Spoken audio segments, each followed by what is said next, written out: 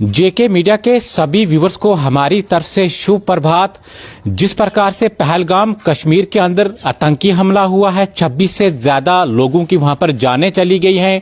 पूरा भारत इस समय जो मातम में है, लेकिन अगर मैं पीछे चला जाऊं यानी 90 के दौर में चला जाऊं तो डोडा के अंदर बहुत सारे हादसे इस प्रकार के हुए हैं, यानी दर्जनों लोगों को आतंकवादियों ने मारा है और चुन चुन कर मारा है। अगर मैं खासकर हिंदुओं की बात करूं तो हिंदुओं को चुन चुन कर मारा गया है, बरातों पर हमला किया गया है और लोगों को किस प्रकार से निहत्थे लोगों को घरों से जो बाहर निकालकर उनके ऊपर जो गोलियां चलाई गई है। एक इसी प्रकार का हादसा यानी कुल्हाड़ जो डोडा का इलाका है, वहां पर 19 लोगों को घरों से बाहर निकाला जाता है। उसके बाद उनके ऊपर अंधाधुंध गोलियां चलाई जाती है और उनकी जो मृत्यु हो जाती है। यानी उन लोगों ने 2006 के अंदर जो अपनी शहादत दी है। इस समय बात करने के लिए मेरे साथ जो कुलदीप कुमार जी हैं, इन्हीं से बात करेंगे। 5 लोग इनके फैमिली के उस समय जो शहीद हुए हैं, यानी घरों से बाहर निकालकर रात को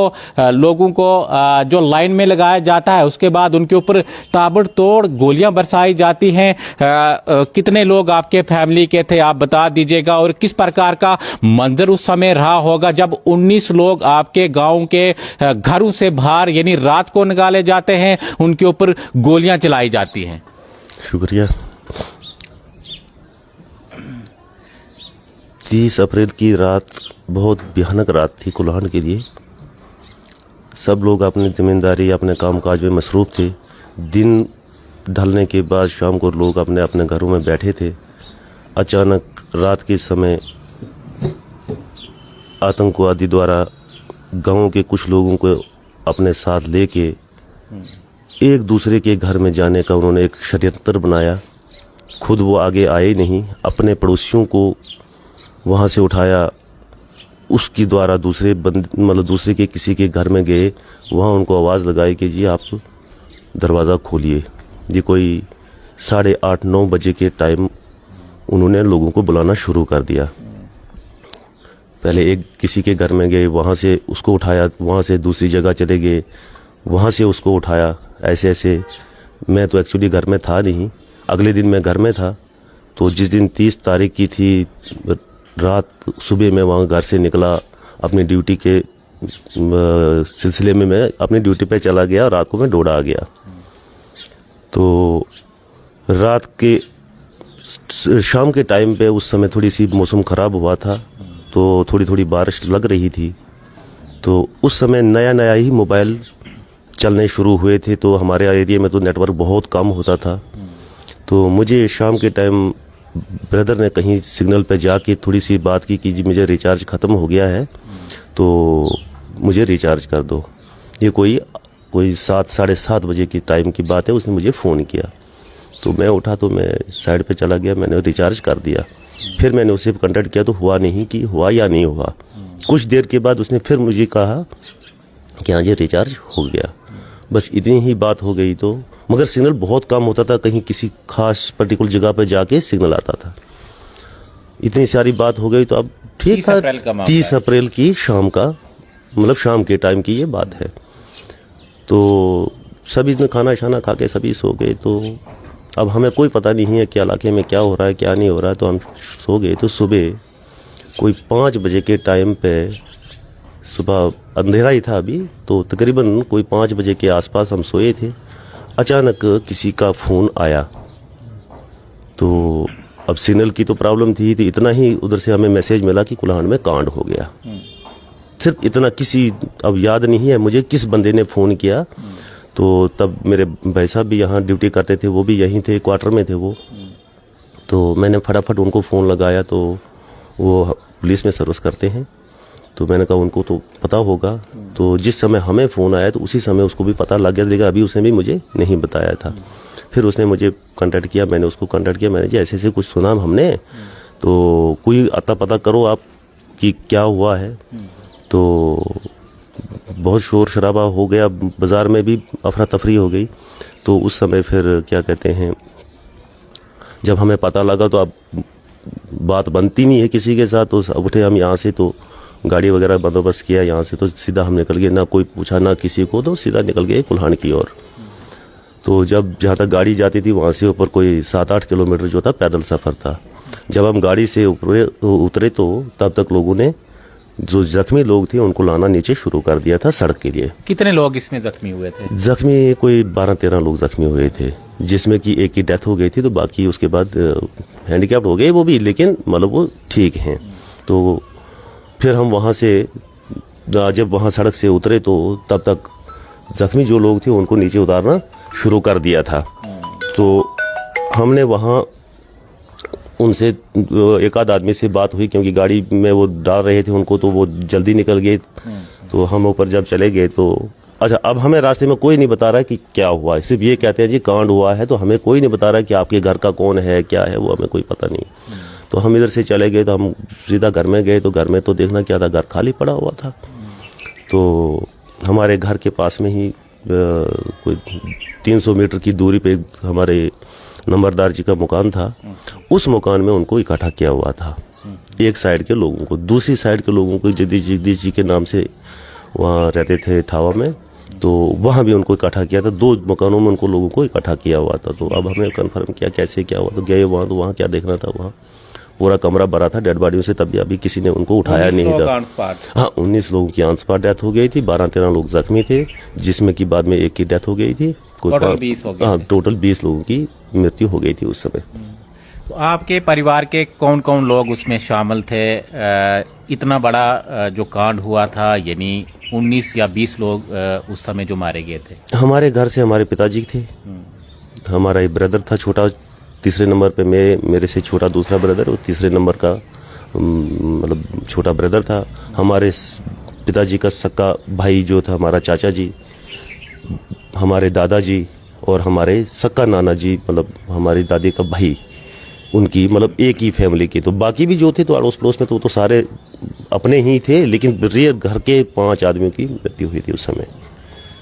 जब ये जो मैसेकर हुआ था, ये हादसा हुआ था, तो आर्मी या पुलिस कितने टाइम के बाद वहां पर पहुंची थी? क्योंकि उस टाइम काफी दूर दराज के इलाके थे, पहुंचना काफी मुश्किल रहता था इस प्रकार के हादसे जो आम थे। आर्मी पहुंची थी। अब रात को तो जब फायर की आवाज़ आई तो शायद हो सकता है वो तो जल्दी एक्टिवेट हुए होंगे, तो तब वो आर्मी होती थी उद्यानपुर में, वहाँ से तो तकरीबन 1-1.5 घंटा लगता है, तो वो भी मेरे ख्याल से कोई 5 बजे के आसपास पहुंची होगी आर्मी। और उसके बाद फिर पुलिस पहुंची, पहले आर्मी पहुंच गई थी, उसके बाद पुलिस वहाँ पहुंची थी।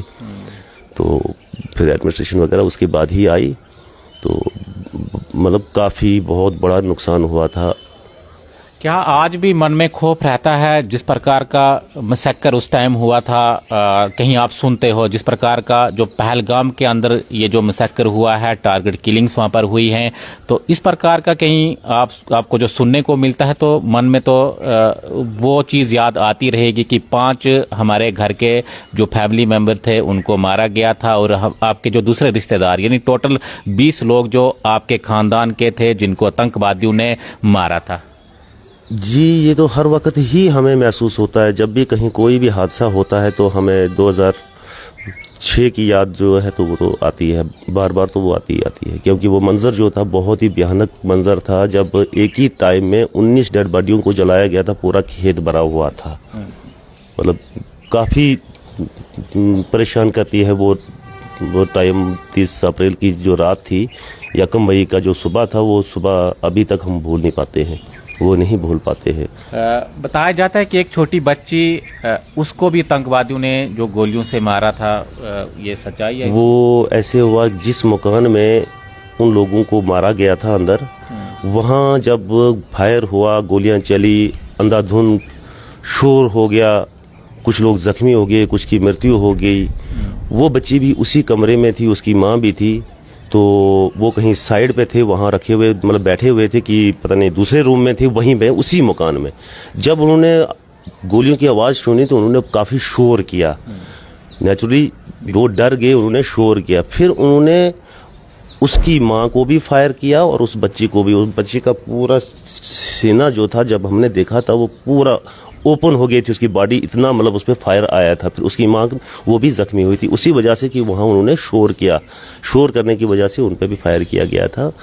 मतलब उन्होंने उस बच्ची को, वो कोई 2.5-3 साल की टोटल बच्ची थी, देखिए, आप इस चीज़ को महसूस कर सकते हो जिस प्रकार से पहलगाम के अंदर जो आतंकी हमला हुआ है, क्या गुजर रही होगी उन फैमिलीज़ के ऊपर जिनके 26 से ज़्यादा लोग जो मारे गए हैं, यानी आतंकवादियों ने जो कायराना हरकत की है। आप थोड़ा बयान कीजिएगा, आपके फैमिली के तो इतने ज़्यादा लोग मारे गए थे। बहुत, मैं तो बोल नहीं सकता हूं कि उनके दिलों पे क्या गुजरती होगी, क्योंकि हमने खुद झेला है इस चीज़ को, तो हम महसूस कर सकते हैं कि वो उनकी हिम्मत है कि भगवान उनको हिम्मत दे कि वो इस सदमे को बर्दाश्त करे, क्योंकि ये बर्दाश्त करने की वाली बात नहीं होती। जिसका बच्चा, जिसका माँ बाप, फैमिली का कोई भी मेंबर अचानक इंसिडेंट हो जाने की वजह से उसकी मृत्यु हो जाती है। ऐसे अगर कोई बंदा बीमार होता है, इंसान उसकी खिदमत करता है, दवाई देता है, अस्पताल पहुंचाता है, थोड़ी सी उसकी सेवा करने का मौका मिलता है, इंसान को दुख नहीं होता। और जो खाते पीते अचानक अगर ऐसी वारदात हो जाए, और ख़ास करके पार्टिकुलर किसी एक कम्युनिटी को टारगेट किया जाए, एक कम्युनिटी को टारगेट किया जाए, तो उसका थोड़ा ज़्यादा इंसान को मतलब फील रहता है, और ये तो वही महसूस करना मतलब बहुत मुश्किल हो जाता है। क्या उस समय सरकार की ओर से कुछ कंपनसेशन आप लोगों को मिली थी एसआरओ के तहत? जी, एसआरओ जो बेनिफिट देती थी वो तो एक जनरल बात थी, वो तो सरकार देती थी और दे भी रही थी। तो वो जिन लोगों की मृत्यु हुई थी उनका एसआरओ मिले थे सबको। उसके अलावा सरकार की तरफ से कोई, तब तो बहुत कुछ कह रहे थे, जी हम अस्पताल बनाएंगे, यहाँ पे हेलीपैड बनाएंगे, पता नहीं कि सिक्योरिटी देंगे, ये करेंगे वो करेंगे। आखिर हुआ कुछ नहीं, रोड नहीं थी, बोले रोड दे देंगे, सब कुछ करेंगे, हुआ कुछ नहीं। हाँ, एसआरओ मिला था लोगों को, 19-20 लोगों को जो जिनकी मृत्यु हुई थी उनके एसआरओ मिले थे। उसके अलावा कोई बेनिफिट नहीं दिया था। हाँ, चलिए बहुत बहुत शुक्रिया। तो कुलदीप कुमार जी इस समय कुल्हाड़ के मेरे साथ मौजूद थे। 30 अप्रैल 2006 को आतंकवादियों ने लगभग 20 लोगों की जो जानें ली थी, यानी अंधाधुंध जो नहाते लोगों पर, यानी इनोसेंट जो लोगों के ऊपर गोलियां बरसाई थी, घर से बाहर उनको निकाला था। और आज के टाइम की हम बात करें तो कुछ लोग ये भी कह रहे हैं कि भाई ये तो पहली बार हमने पहलगाम के अंदर सुना है, लेकिन इससे पहले भी हम जो जिक्र करें तो बहुत सारे ऐसे जो मसक्कर डोडा डिस्ट्रिक्ट के अंदर हुए हैं, या इसके अलावा किश्तवाड़ के अंदर हुए हैं। आगे भी हम लगातार आपको जो आपको बताते रहेंगे, यानी उन लोगों को, उन जो मार्टियर्स के फैमिलीज को जोड़ते रहेंगे, उनसे बात करेंगे कि कितना जो जुल्म डोडा डिस्ट्रिक्ट के अंदर भी किया गया है, टारगेट किलिंग्स यहाँ पर की गई हैं, लोगों को घरों से बाहर निकालकर जो मारा गया है। और ये जो 90 का दौर, जब आतंकवाद डोडा डिस्ट्रिक्ट के अंदर हुआ करता था, किश्तवाड़ के अंदर हुआ करता था और रामबन के अंदर हुआ करता था, ये हमारी जो पहली कड़ी थी। हम लगातार प्रयास करेंगे कि आपको वो जो हादसे हुए हैं, वो जो मसक्कर हुए हैं, उनके बारे में जो बताते रहें, और कहां कहां पर जो इस प्रकार के हादसे हुए हैं, यानी दर्जनों लोगों को आतंकवादियों ने जो मौत की घाट उतारा है। और उसी फैमिली से ताल्लुक रखने वाले कुलदीप कुमार जी, 5 लोग इनके फैमिली के आतंकवादियों ने मारे थे। आप देखते रहिए के मीडिया, हमें दीजिए इजाजत, धन्यवाद।